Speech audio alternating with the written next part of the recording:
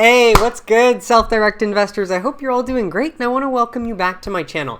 If you're new here, my name is Jordan. I'm the mind behind Make More Capital, and today we're going to go through this hit piece targeting Green Thumb Industries and explain why it's really nothing to be afraid of, and give you a bigger backstory about the forces at play here that are trying to prevent cannabis legalization. So before we jump in, if you enjoy this video or you learn something, please just leave a like on it, as it really helps out my channel. And then of course, if you want to learn how to take advantage of this generational investment opportunity, make sure you subscribe so you don't miss any future videos, and then there's plenty of content that you can go back and rewatch to help get caught up to speed.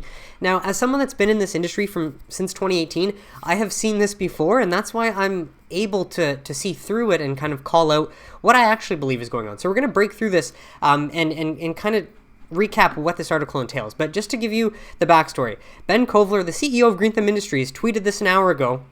Green Thumb Industries first learned of the probe into alleged violations regarding obtaining licenses from a Chicago Tribune reporter who cited unnamed sources moments before he published a story.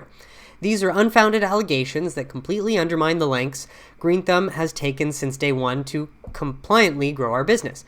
We're not aware of such an investigation, we have not been subpoenaed or had any assets seized, and we are actively reaching out to the authorities to engage on these allegations. We stand by our hard-earned accomplishments. Basically saying that Green Thumb is, they've done everything legally, they're not aware of any sort of potential pay-to-play investigation, therefore they're just saying that this is news to us, okay? Now, Todd Harrison tweets this, and this is the article we're going to read from. So that's just hit. No charges filed, company unaware of probe, but perhaps why it's been heavy, hedge funds were selling. Someone always has a story. And so as I read through this, I want you to think, where are the actual solid facts? Who are these sources? Wouldn't someone at the company be aware? Never underestimate motivated fuckery, just because, honestly, it really does seem like a hit piece, especially when we read through it. So let me just get to it. A Chicago-based cannabis cultivator and dispenser that has rapidly grown into one of the nation's biggest pot firms is under federal investigation for possible pay-to-play violations during its push for coveted state licenses, sources said. And so basically, sources are whoever wrote this article versus the CEO of Green Thumb, because they don't know about this. They've never heard of anything. So, that's what the media does. They tell stories, and, sadly, those stories can become a perceived reality to some people in society. Now, investigators have been scrutinizing campaign donations and other steps Green Thumb Industries took as it sought to secure growing and distribution licenses in Illinois and several other states, sources told the Chicago Tribune. Now, before we get too much into it, I want to read through the article, but in the first quarter of 2020, the total amount spent on lobbying was just under $1 billion in politics. So for anyone to read this and not understand how politics and business works and how much lobbying is involved in order to, to get through the crap and get stuff done, $1 billion was spent in 2020 alone, okay?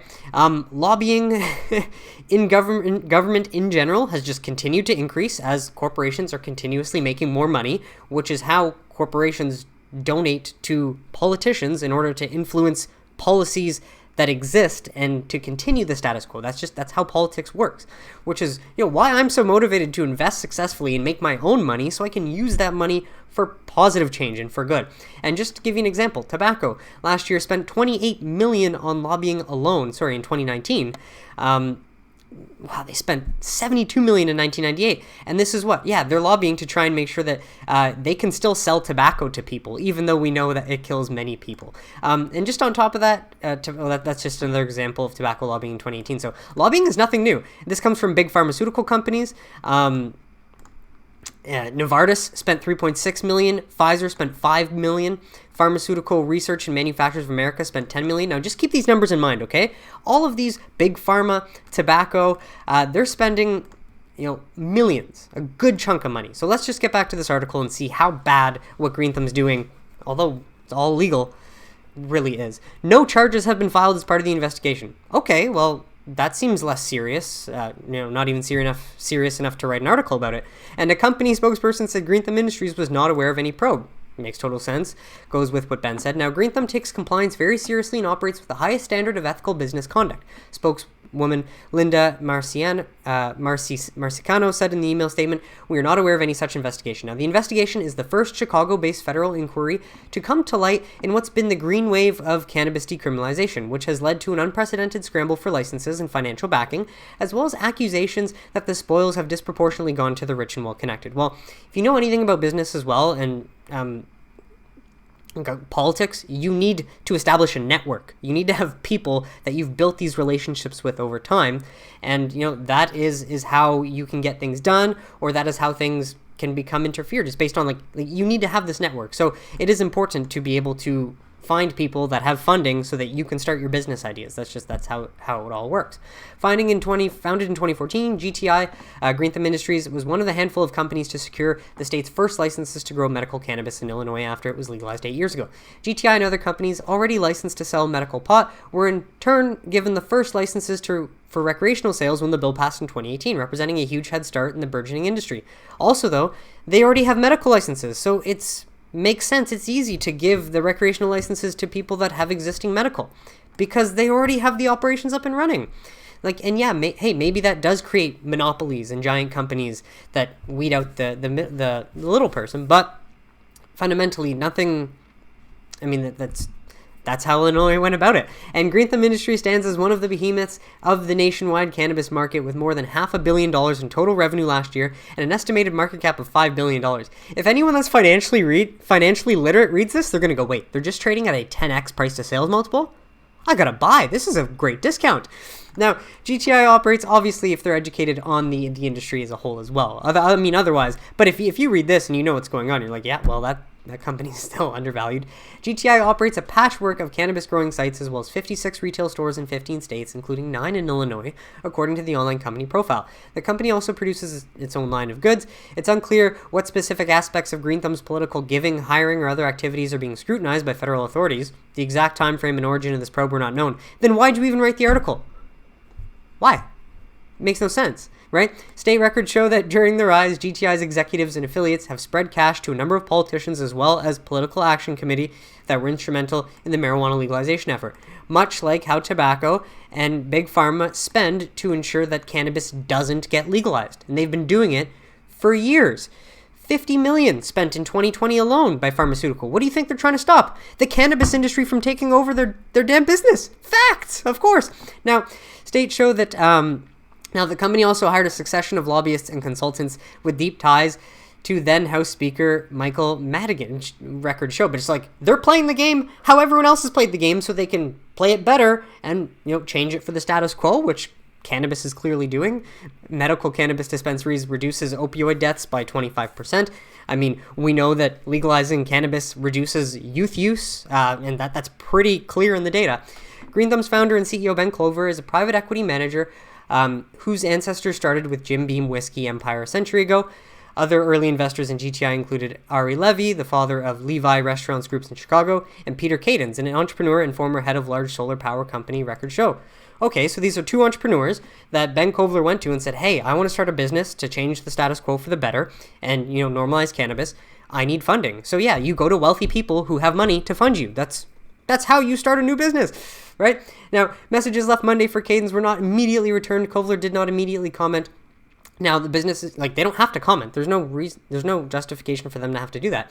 The business of selling legal marijuana is largely uncharted territory, and companies like GTI had to be savvy and flexible enough to weather getting an operation off the ground while waiting for licenses to be approved and customers to come online, of course. And this is waiting for the state to change the laws. Now, in interviews, Kovler has talked about Greentham's success hinging on the ability to take advantage of tightly regulated markets, which allows companies with enough capital to build a moat around its interests and wall off competitors. If you've followed any Warren Buffett, you want to invest in companies that are good enough, managed well enough to create a moat, which is a competitive advantage, which means other companies will not be able to take from that. And that's what makes a good investment over the long run.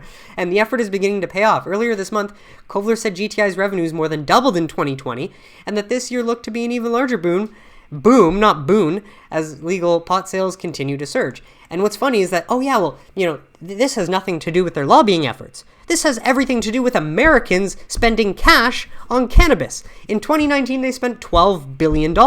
In 2020, they spent $17.5 billion. Do you not account for the surge in the fact that sales are increasing? They don't say this they don't say this anywhere in the article. The outlook for U.S. cannabis remains strong, and we are pleased to be riding the wave, Kovler says.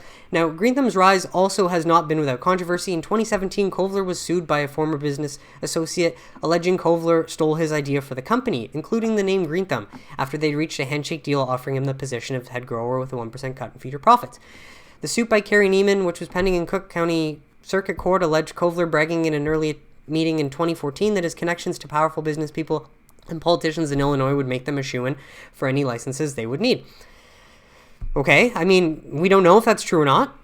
My access to capital and the relationships I have forged with the Illinois business and political world from Chicago to Springfield, as well as my family's name, means that without me, it is doubtful that you will even secure one license. Kovler allegedly told Neiman, according to the court filing.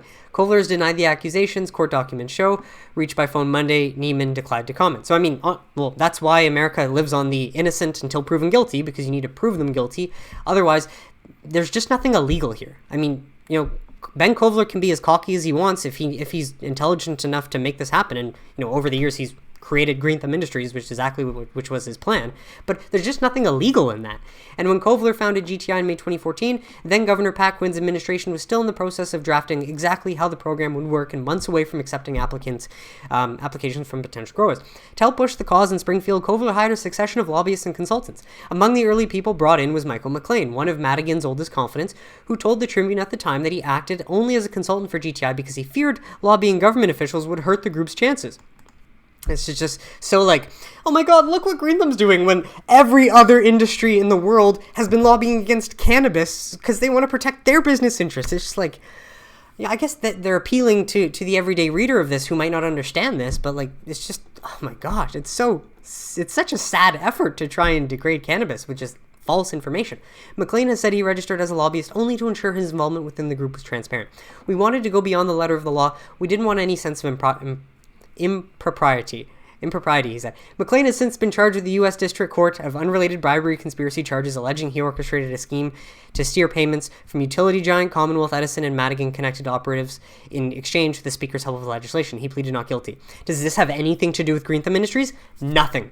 Whoever wrote this article is just trying to connect this guy who got in trouble with his old connection to Ben. It has nothing to do with Green Thumb Industries, legitimately. And in 2015, GTI turned to Shaw DeCremer, who at the time was a top lieutenant to Madigan, state records show. DeCremer was ousted from political organization by Madigan 3 years ago as part of a scandal involving alleged abuse of power. Does this have anything to do with Green Thumb today?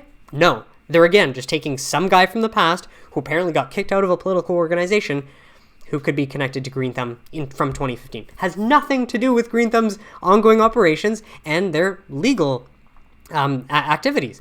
Most recently, GTI contract lobbyists included two firms headed by former Madigan aides, Heather Weirvott and Kristen Bauer, records show. In addition, two lobbyists, the company brought some well-known Chicago names into the fold. Now, basically, let's just look at the size of the money lobbied. But basically, it's just bringing up all these old people and trying to tie connections to GTI. Well, meanwhile, GTI and its affiliate companies have donated to the campaigns of a number of Illinois politicians and have also given tens of thousands of dollars to pro-cannabis organizations. Get this, tens of thousands of dollars. So when we go through the numbers, they're not going to compare to what alcohol and what big tobacco do. So it's just funny that the writers don't see the irony in how damaging they can actually be to the cause that they're writing for. Now, one of the biggest individual beneficiaries of the generosity in Illinois has been the Senate President Dan Harmon, who was the main co-sponsor of the 2018 bill that expanded the state's restrictive medical marijuana laws and voted for legalizing recreational cannabis in 2019. GTI's biggest donations by far went to ICANN, Pro-Cannabis Politician Action Committee established in 2018, whose executive director was the former Republican. The political fund has received about $275,000 since 2018 from cannabis-linked companies in Illinois and other states. $275,000 compared to how much was lobbied in $938 million? It doesn't even account for 1% of of a 100% of a 398 million 100% whole, right? It's just hilarious.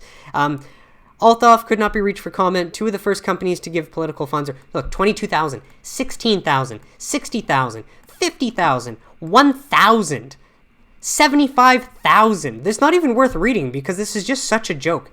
$1,250. Look, folks, if you want to know how cheap politicians are, you can literally buy them for like low-end thousands. Yet there are real big dog companies spending, tens of 20 millions. So it just goes to show how easily politicians can be bought and how flexible they are just because they're scared and they want to keep their job. This is so insane, but it's just like this lobbying that Big Pharma has done and Big Alcohol has done has created a norm that should have never existed because corporations should not have political influence over the government, but they do because everything's run on money, right? So just that is really all the article got to at some point. The Tribune reported the company was one of the top financial backers, I don't know if this is GTI or not, in Ohio, donating more than $600,000 to political actions.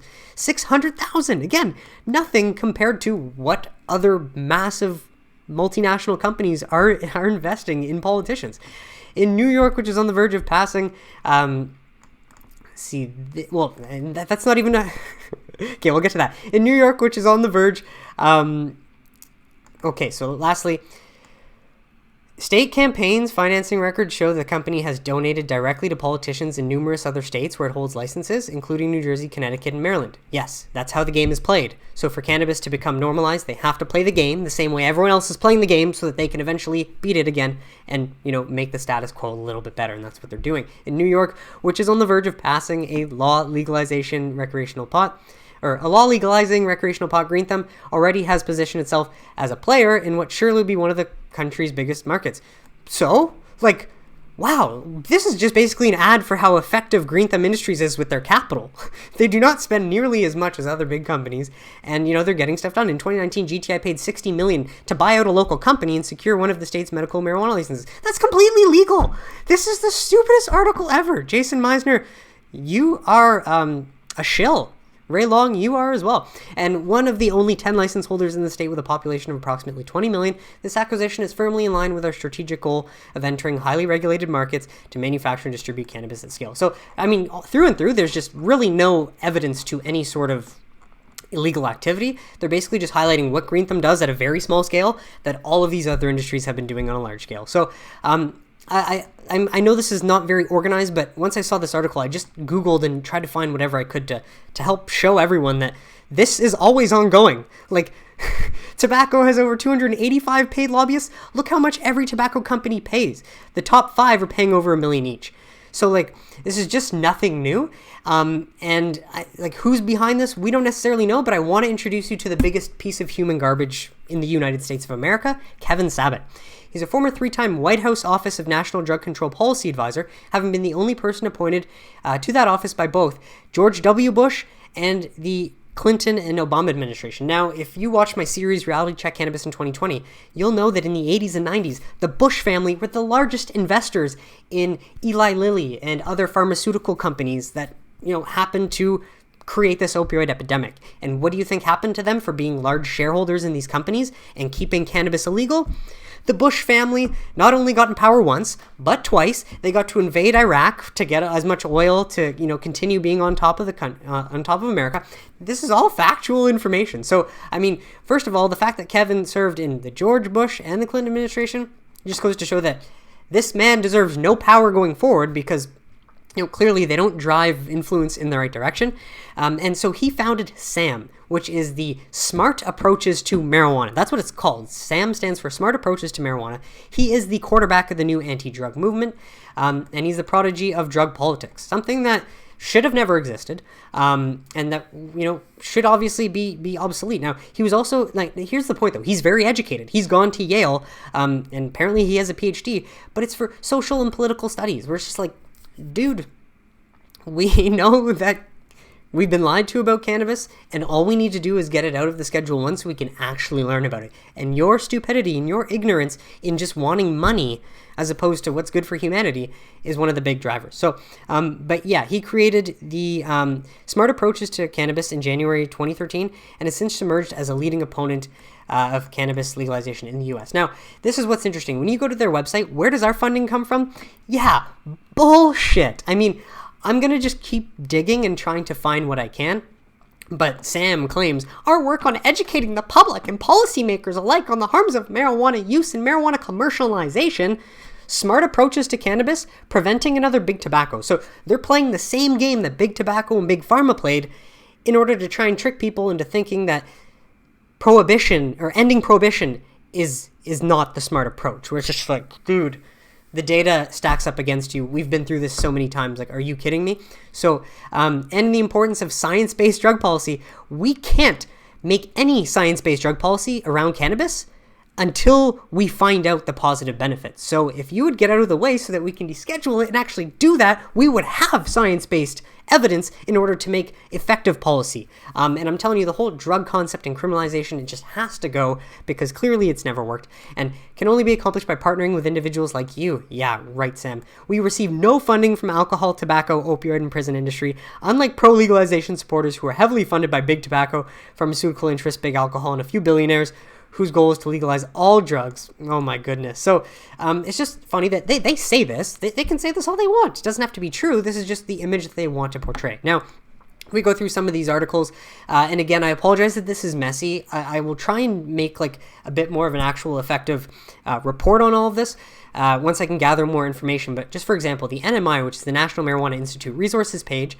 additionally shares links for both SAM and CADFY, which is the California Association of Drug-Free Youth, without acknowledging that CADFY contributes money to NMI conferences and has funded SAM in the past. So there you go. Right there is a group, Drug-Free Youth, funding SAM in the past. Although the NMI budget footprint is relatively small, it props up the federal government's strategy of opposing any attempt to legalize the use of substance currently listed in Schedule 1 by widely distributing information through private and governmental sources. That's exactly what this was done, through a private source spreading misinformation through the media. That's why you have to be careful what you believe and where you get your sources. Kevin Sabet has clearly parlayed his former role working with the ONDCP with the Clinton, George W. Bush, and Obama administrations into his career. He's used the political connections in Machiavellian manner, integrating his leadership team and speakers into government-funded programs so that their work doesn't impact his organization's bottom lines. Sam thereby clings to its pretense of not representing big government while supporting and being bankrolled by our taxpayer dollars. Yeah, you get that right, America. Your dollars, your taxpayer dollars are funding this, what is it? It's a non-profit anti-drug organization, because if you create a non-profit anti-drug organization, you get funding from the federal government. Wow. It all makes sense when you start to read into it and connect the dots. Sabet's deliberate lies reflect the cynical zero-sum game that he and Sam chooses to play. It's like, why do you play this stupid game? It's just admit that this was wrong and that going forward we need to come up with some better approaches. Now, again, the person writing this, I could be wrong, but I can't name another drug policy nonprofit that benefits from both direct and indirect taxpayer dollars in this fashion. Lobbying laws exist for a reason. They are designed to protect transparency and keep the legislative process accountable. Sadly, that hasn't happened over time, but you can't suddenly blame these new cannabis companies for starting this. And as well as defending the letters of those laws, it is also important to spotlight legal but unethical ways in which taxpayer-funded resources are used. So Sam and Sabet always point to what they term big marijuana and how this new industry uses lobbyists and cash to promote legislation that would be in its own interests. They're playing the game the way it's played so that they can do it better and change things for the better. If you can't see that, you're part of the problem. So yet such funding involves accountable, transparent donations with private money, and that transparency is what enables Sam to make these criticisms. And it's hilarious because they're calling something out without looking in the mirror and seeing the giant behemoth behind them that's driving their idiocy. Now, in contrast, Sabet continues to fail to disclose Sam's own funding and incestuous financial connections behind efforts to maintain the status quo. Now, that's the thing. He can say this: family donations, conferences, documentation, grassroots, but he doesn't actually disclose who the funding is. Breaking that down, the move to keep Sam's New York donors secret is therefore highly disingenuous. It's not about stopping harassment. It's about protecting Sam's own interests, which I believe are big pharma, big tobacco, all these giant forces that are behind them and just really trying to prevent cannabis prohibition from ending. It's about protecting their own interests and hiding its connections to those with money or power. And it's just funny. The irony is it's exactly these, not necessarily just these sources, but it's these sources and the federal government itself. But I think the most important thing to remind you all is that what matters, though, are the markets. And the American consumers are voting for cannabis with their American dollars. So at some point, politicians have to appeal to what the markets are doing, not what, the government and these powerful forces have always wanted, so that they keep making profits. So, I used to believe that legalization advocates could find common ground with Sam on issues of public health and commercialization, but it's this D-bag's deliberate lies and, wanting to play this cynical zero-sum game that he and Sam chooses to play in our legislators, in our schools, and in our public health discussion that really, really has a detrimental impact long-term for gullible people that believe everything that they read. So this is an article written by Diane Goldstein from 2019, and obviously you can dig more deep into it, but I just wanted to highlight some things that show just the hypocrisy. Right away, this is another one. What is Project Sam? Co-founded by Kevin Sabet, who served as the drug policy advisor under Obama. He's a self-proclaimed quarterback of the modern anti-drug movement. The group's other co-founder is Patrick Kennedy, son of longtime Massachusetts senator, son of the Kennedy family, so it's that same group of family, the Bush, Clinton, you just do not want any of that back in power with all of what we've learned about Epstein and this kind of stuff. But also just to say that, let's say that's a group of people that are powerful and know each other. All we want to do is just prevent more of their seeds from seeping in and creating more corruption. But ironically enough, Patrick Kennedy was a reformed cocaine and OxyContin addict. Doesn't see the irony in that. He says the campaign relies on debunked propaganda to push its messages. Project Sam, as well as other drug organizations, have been accused of taking pharmaceutical lobby money in order to combat these laws. In February, Patrick Kennedy headlined the anti-drug event sponsored by Purdue Pharmaceutical. It doesn't. How do you try and do an anti-drug event sponsored by a drug company, the manufacturer of OxyContin? It just makes no sense. Now, and doublespeak. This is what's really interesting. It's doublespeak. They support cannabis medicines, but safe cannabis medicines with synthetic THC and synthetic CBD. It's so stupid that once you understand all this and you're aware that this is the game that they're playing, it just frustrates you that, people are going to believe this. But I do think that the forces that be that, just the markets and people realizing that no, the war on drugs has not worked. That force is greater than this dying force that, although have, lots of profits and money for it, it's just not, it's just time for that change to happen. And, people are aware of this. Now, I'm not going to go through all of this, but it just goes to show the hypocrisy that continues today. So you can read through this if you want. Another article, this one's older though, from 2013, but it just goes to show that people are aware of this for a long time. Be like, just do not listen to this nonsense, because again, they're repeating. Project Sam says legalization will lead to more usage among teens, which we know is false.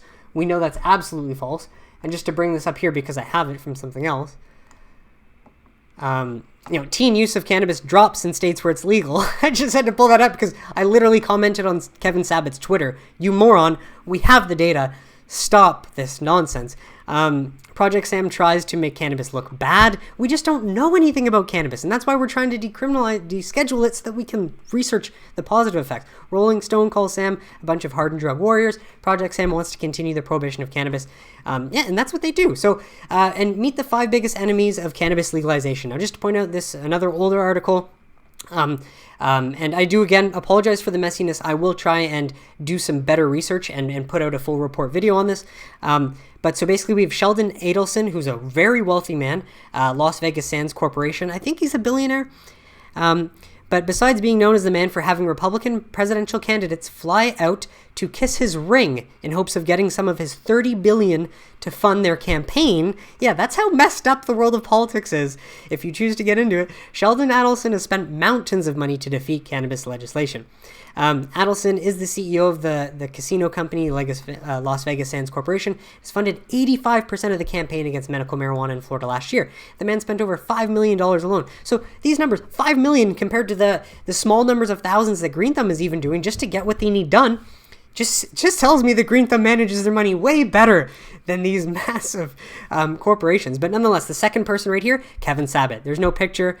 He sucks. Patrick Kennedy, the other guy that co-created Sam with him. We have Mel Sembler and Betty Sembler, who are some wealthy founders of the nonprofit organization Save Our Society from Drugs.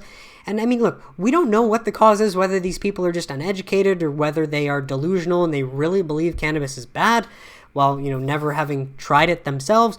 Look, we don't know, but this all exists. This is all real. And this is an interesting study. Money, not morals, drives cannabis prohibition movement. So yes, obviously we know that the war on drugs has failed and that ending it is the right step going forward, because we don't need more people in prison. We need more tax revenue. We need more jobs. Just North America fundamentally needs to start progressing as opposed to staying idle. So this is another one adapted from opensecrets.org, which is the same website that shows you the actual data for lobbying and all that. So I'm going to leave this down here. Well, here, just on the other side of the coin, legalization of marijuana could take a bite out of the range of other interest groups, many of which already spend big money in Washington. So just to reiterate, that my claim is that alcohol and beer companies, police unions, private prison corporations, prison guard unions, pharmaceutical corporations, all of these have been engaged in lobbying forever. And it's only because cannabis is gaining traction and making their own money that they can afford to join the game and beat these, sad, outdated views at their own game kind of thing. Like, that's obviously a big portion of it. But then, that train of thought was really good and it just died down. But basically just going to show that this news of Green Thumb and this Chicago article, I'm not selling anything. I'm not changing anything. In fact, I'm just waiting for new news out of New York later today so that I can report on that and Harvest Health's earnings later tonight. So just do not let an article like this sway your underlying knowledge. Instead, try to educate yourself based on who could be trying to send this message, and it just gives you a greater understanding and makes it easier to invest in, again, this industry that is fast growing, and I don't see any sort of petty efforts to slow them down really having any foothold at this point. So anyways, just wanted to give my 2 cents. Let me know what you think in the comments.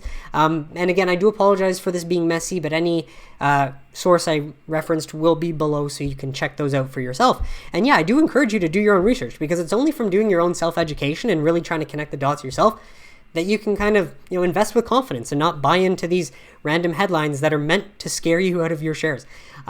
Personally, I think the tide is going to change in the next 2 weeks or so, because APHA traditionally always runs up to earnings, and their earnings are going to be announced April 15th or April 20th. I forget which day. So we could see the tide change. And, if you were to get nervous and sell based on this, only for the tide to change next week, you're just going to be more bummed out on yourself. But the main thing is just not to let that happen. But just try to learn as you go, and that makes you a better investor over time. So folks, if you enjoyed this video or you found it informative, please leave a like, as it really helps out my channel. Please subscribe so you don't miss any future videos, and I will be back later tonight again to recap the development out of New York. Hopefully they pass that tonight, because that's exactly the news we need to just silence this and get that out of there. And then Harvest Health and Recreation, which released their earnings at 5 p.m. Eastern Standard tonight. So I'll be back with a video tonight, and then I'll be back with a midweek update tomorrow, basically covering other things we've seen. And I wish you all a great Tuesday, everyone. Cheers.